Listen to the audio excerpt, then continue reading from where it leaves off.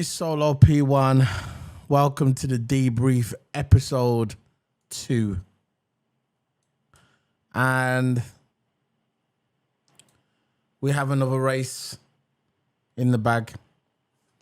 Another Red Bull domination. Will it be like this for the rest of the season? That's what a lot of people are saying.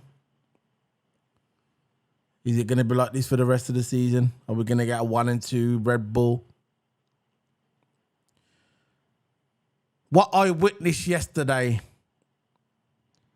and what millions and millions of people witnessed yesterday with that Red Bull car is a car on steroids. That car is on steroids. We had Lewis Hamilton opening up a DRS on the straight. And then you had a Red Bull, a charging Red Bull behind him. And he done it with Russell as well. A charging Red Bull with no DRS. Just passed him so easy. No effort needed. Nothing. I think Max Verstappen's foot could have been halfway down on the pedal, not even fully, for him to pass the 2 Mercedes cars. Now a lot of people are going to say, which I'll make my judgment down the road, they got punished. They're supposed to get punished with these new regulations. But what happened? Nothing. It seems like the car is faster, like a lot of people are saying. But like I'll tell you, I'll make my judgment down the road. If there is cheating, which I'm not saying there was cheating, I'm just saying if that's what a lot of people are saying. If Red Bull did cheat to get this car so fast. Lewis Hamilton said himself, that is the fastest car he has ever seen in his life, ever. And I echo his words. If it's not the fastest, it's one of the fastest cars ever. All we can do now is rely on the Mercedes team, rely on the Ferrari team, rely on the other teams to see if they can even catch this Red Bull car. Can they catch it? That could be the mission of the year, to try and even get a second, not even a second, maybe 10 seconds finish behind the Red Bull car. But I've got faith in Mercedes. I've got faith in the team. I think they can come back. I think they can probably win a 1 or 2 races. If they can get the car ready for Silverstone. If they can change the concept of the car. There was rumours going around, and Toto said it as well. He didn't actually say it, but he was hinting towards it. To see if they can get a car, change the concept, the entire concept, just like Lewis Hamilton wanted. This is what Lewis Hamilton wanted. He wanted a new car, not a botch job. He wanted a new concept. He told them the car was wrong. But they didn't listen. They did not listen. Now, smart heads have prevailed at the garage, and now they are listening. They are listening. They're supposed to have, I think they've got a car in the garage. In the wind tunnel. All ready to go. Not to drive, but all ready to work on. They got one in the wind tunnel time. They're going to have multiple time in the wind tunnel. You got Aston Martin. They got 60% wind tunnel time. Now 50% wind tunnel time. You got Aston Martin, 50% wind tunnel time over Red Bull. You've got Mercedes with a little bit more wind tunnel time than Red Bull. Can Mercedes and can Ferrari and can Aston Martin make the ground upon Red Bull? Can they? Can they all make the ground up on Red Bull? But Red Bull's fast. They are very fast. But we will see. Now today we are joined with my co-host of the debrief. We have Toto Hammer. Not Toto Hammer, Hammer. Toto Hammer. We are joined today in the debrief. How you going, Toto? How's life? How's things? How's it going? Yeah, things are going pretty decent. If you hear any noise in the background, it's probably just the rain outside. Yeah, it's just raining. It's just raining outside. So if you hear any background noise, it's probably raining everywhere in the UK. Don't worry about it. No, I was going through. I just done my speech, talking about how fast the Red Bull car is, how Ferrari, Aston Martin, and Mercedes, their mission this year is to try and get within 10 seconds of that Red Bull car. That's their mission, because that Red Bull car is on steroids, 100% steroids. They got rocket fuel in that car. I was just saying, look, how can you open DRS, fully DRS with his energy harvesting before, and then you got the Red Bull car come behind him, no DRS, and the Red Bull car just conveniently just goes, see you later. No effort at all. That's when you know how fast that car is. So what do you think of the race weekend, Toto? Weekend all round, it was all right. Race was all right. Qualifying, I think qualifying was a bit predictable, to be honest. Qualifying was predictable for me. Race was predictable as well, because I said it's either Alonso or Perez going to get the win. I said Alonso, but unfortunately that didn't happen. Verstappen still won, even though he came 15th. He didn't win. He didn't win. Oh, you mean he's already on? Well, I know he's still on top. He's still like, it was still Red Bull 1-2, even though he came from 15th. So you can tell. Perez got the win now. That Red Bull car, it's just fast, man. That DRS as well. As soon as they got that DRS activated, 70 miles per hour. They don't need the DRS. They don't need the DRS. But when he passed Lewis, he didn't need the DRS. It's just quick. It's just quick, man. And yeah, that's all I've got to say. Let's see after the fourth race, after they stop developing, after Baku. Yeah. But you know, that car's just fast all around, man. Let's see. But for anyone listening on the audio on Spotify or iTunes, the debrief is basically me and Toto just going through the penalties, what was given, the strategies, how Mercedes could have done better. Now I'm going to start first with this strategy. Right. This is what the debrief's about. That's why we call it debrief. I'm going to start with the first one. Is that Lewis Hamilton starting on the hard tyres. Now, I don't understand why they put Lewis Hamilton on the hard tyres. Why? He could have went on the medium tyres. Russell was on the medium tyres. I understand Scholes starting on the soft tyres because Scholes was near the back, and basically he had to get through the crowd, so he was near the front and hopefully wait for a safety car, which kind of worked out for him, kind of.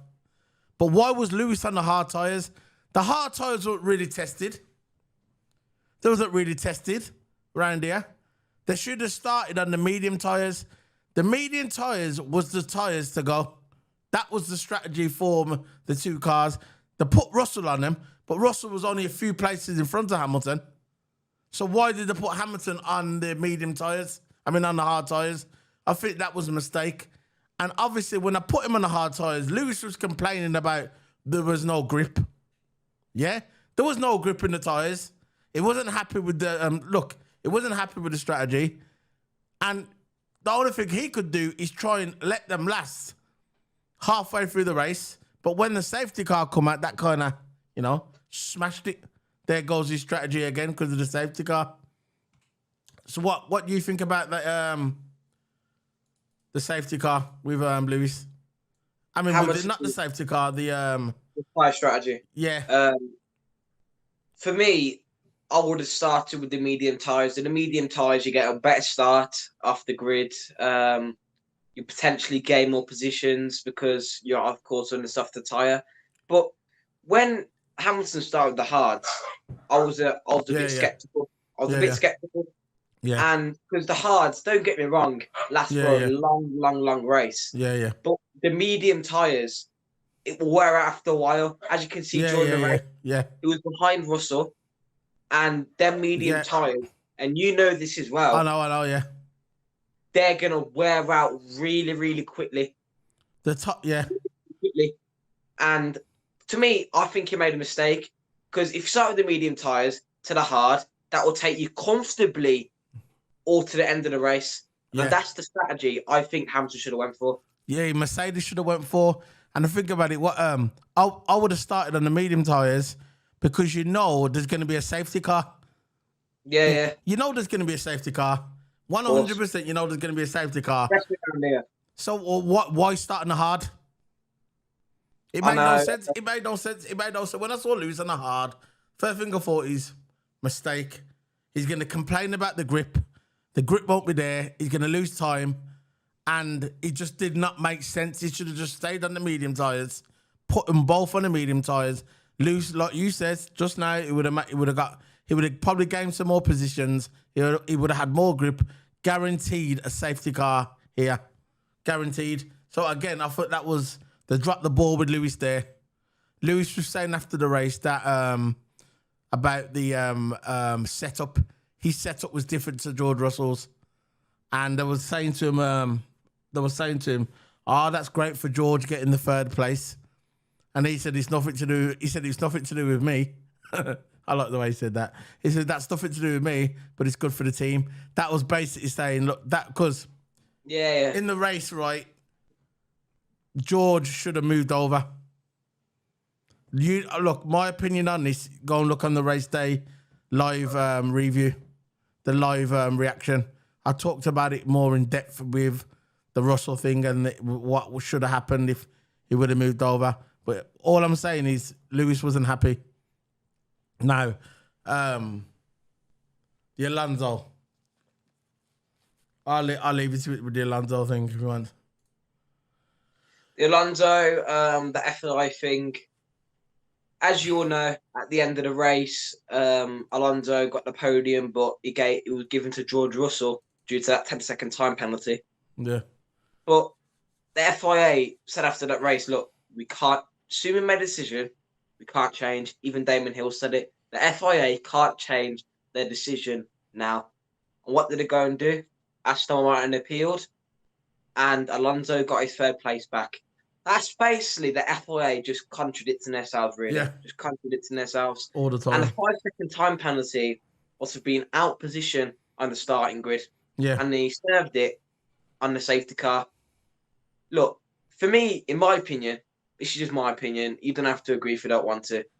But I think you agree with this. I don't think the drivers should be serving penalties under a safety car. No. Because that just gains a big advantage, and it could gain them a big advantage during the race. Because look, safety car benefits them. Come in the pit, serve the penalty, 5-10 seconds, back out again, and it's like a cheat code. It's similar because in my opinion, I don't think the drivers should be pitting for penalties under a safety car. And that's just me.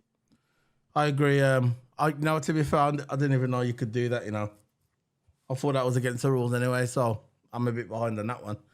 Yeah, it does seem a bit cheap. It's kind of a cheat mode to put under the safety car. I mean, to serve your penalty under the safety car. You remember that the penalty was served because at the beginning they said his car was out a bit on the left. A bit like what happened to Ocon. This what happened to Ocon. I forgot what race it was now. It happened to Ocon that he had to serve a 5-second penalty because at the start of the grid, his car wasn't in between the two lines. Now, the cars are huge, right? Yeah. The mirrors are not really good on the car. The viewership in I still don't understand how these drivers can see properly on both sides of this car. Now you got the halo down the middle. The vision is kind of like limited. So getting a 5-second time penalty, I think that's a bit. I know it's the rules and it's the way it is. But the thing what stood out for me was over this Grand Prix is the fact that they gave Alonso a 10-second time penalty. First, they said it was 5 or something like that, yeah? Didn't they say it was 5 during the race? They said it was a 5-second time penalty. And for him to get on the podium, they said he had to finish 5 seconds. Basically, Russell was in 4th place. He was in 3rd place. And they said he's going to receive a 5-second time penalty. So basically, Alonso started speeding up so he could still get on the podium. He did it. He finished above 5 seconds in front of Russell. And then they said, oh, no, you're not going to get it. You're going to get a 10-second time penalty. And then the FIA says, okay, you're going to get that. That's what you're getting. And then about a few hours later, they reversed the decision and gave the spot back to Alonso. Now, they would have never done that with Lewis. No, I don't think so. We know that would have never happened with Lewis Hamilton. That would have never happened. No chance. They would not have reversed that for Lewis Hamilton, but they reversed it for Alonso. I'm glad Alonso got the 3rd place. He deserved it. All weekend, Russell said in the press conference that he said, I shouldn't be here, really. It should be Alonso. He said the rules should be more clear. I agree with him. The rules are still not clear. And I think it was just another debacle by the FIA and stewards. Clueless again. Always messing up. Always controversy. It seems like every race now that we're going to, there's always some sort of controversy decision by the FIA and stewards. They're never transparent and they always flip and flop around the rules. What do you think about the FIA rules and the stewards and all that rubbish? Yeah, I just don't know. Why can't the FIA just stick to one decision? Just be more transparent, be more simple. It's like with last year, 2021 season, 2022 season, the rules were just all wrong. All wrong. It was all a big, massive debacle. And they need to fix up the decisions. Just like I said, be more transparent, be more simple, make the rules where the drivers can actually understand. And, yeah, just fix up your decisions with FIA. It says, regarding this penalty thing, what happened, what played out, the Spaniard was initially punished when the stewards decided a rear jack was illegally in contact with the car when he was serving an earlier penalty for a grid box infringement. After Aston Martin appealed, it was agreed that touching the car while serving a penalty did not break the rules on working on the car. So again, FIA, stewards all over the place. But that's just the way it is. That's Formula One in 2023. So that's it really about the debrief. We just wanted to talk about them two technical stuff. That's what stood out for us. We all know what's going on with Max Verstappen. His dad didn't look happy, did he? When Perez got it. Yeah. His dad didn't look happy. Remember what was I saying about Perez? About turning the about some numbers or something. He goes, "Is Max Verstappen doing it?" And they said no. Oh yeah. Basically, it was on the radio, and then the race engineer said, if I can remember from yesterday, target plus 33. Yeah. And then Perez said, is Max doing the same, target plus 33? Yeah. And his race engineer on the radio said, no. And then Perez said, why are you telling me to do that then? That's basically what you're saying. Does Perez stick it up for himself, I guess? And he should. Yeah. If he went to win this title, because the title's between them two, if Perez wants to win his title, this is his only chance he's gonna get. I said this yesterday on my live reaction at the end of the race. Perez has to stick up for himself. He needs to drive the car. This is his only chance he's gonna win a world title. His only chance. So good for Perez for sticking up for himself. And that's the end of the debrief episode 2. If you want to listen to it, it'll be on YouTube. And it's also on my Spotify and iTunes Toto's got a video coming tomorrow. He's going to be talking about the Formula One and the Liverpool stuff. So he'll be on tomorrow. Toto. He's doing a. I'm not sure if he's going live or recorded. I'm not sure, but he's just look out for his channel. The link for his channel is in the description below. All my stuff for all my socials. Scan that QR code where it says "Scan Me." That opens up a portal, and you'll see all my channels, like my Spotify, iTunes, my Twitch channel, my Twitter. Everything is on that QR code. So scan that for you. If you haven't got your phone with you, look in the description below, and you'll see the link on the link tree. And that's it, man. I got a video probably coming up in the middle of the week. It's going to be episode 52 of the Flaming Tarmac. That's going to be dropping sometime this week, so look out for that on my channel as well. Remember, again, I have to wait till Friday to go live again, but when I come back on Friday or Saturday this week, which will be, let's have a look at the date now, because it's the 20th today. I'll be back on the 25th of March. So after the 25th of March, I'll be back doing live videos again. And what I'll do, I'll just suddenly upload these every couple of hours so you guys can have a look at it. The videos, because they're recorded. So that's the end of the video. So that's Solo P1 signing out and Toto Hammer. You got anything left to say, Toto? Nothing really much else to say now. Okay, see you later, guys. Bye.